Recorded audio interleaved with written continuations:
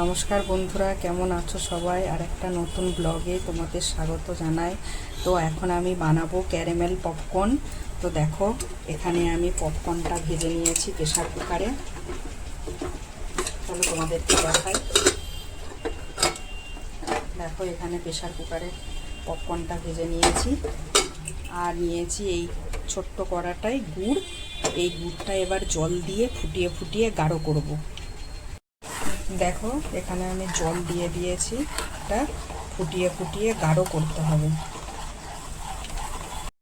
অনেকটাই গাঢ় হয়ে গেছে, দেখো, আর একটু গাঢ় করতে হবে।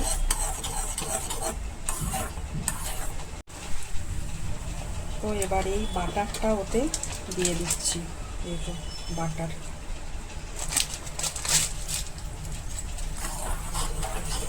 দেখো, এবার ভালোভাবে গাঢ় হয়ে গেছে।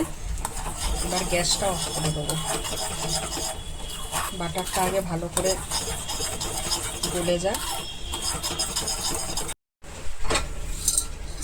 এবার এইটার মধ্যে আমি দুধটা দিয়ে ভালো করে মাখিয়ে নেবো।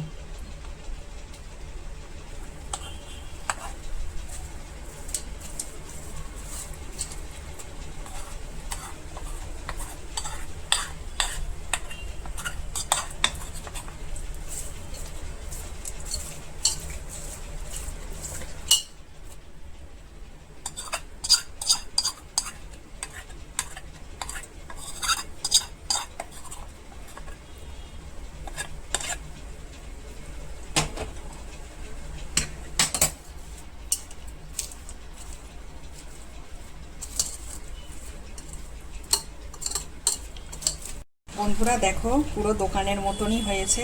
দোকানে আমরা যেমন কিনে খাই, পুরো সেই রকমই হয়েছে। তো চলো, এবার তোমাদের দাদা ভাইকে, ছেলেকে, সবাইকে দিয়ে দিই। তো এখানে দেখো, চা বসিয়ে দিয়েছি চা বানাতে। এবার চা বানাচ্ছি।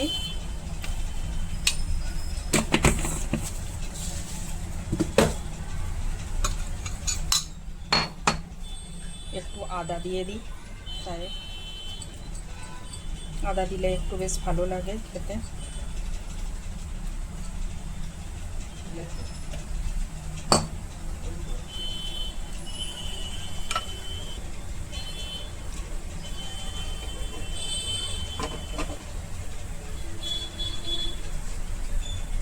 আমি রাত্রে আজকে বানাচ্ছি পটল পোস্ত। পটলগুলো এখানে কেটে নুন, হলুদ, লঙ্কা গুঁড়ো মিশিয়ে রেখেছি ভালো করে মাখিয়ে। এবার এখানে পটলগুলো ভাজবো। আর পোস্তটা আমি বেটে রেখেছি, বাটা আছে পোস্তটা। এখানে আমার পটল পোস্ত রেডি। কেমন হয়েছে কালারটা বলো? দেখো, পটল পোস্ত খুব তাড়াতাড়ি হয়ে যায়, ওই জন্যই ওইটা আজকে রাতে বানানো হলো।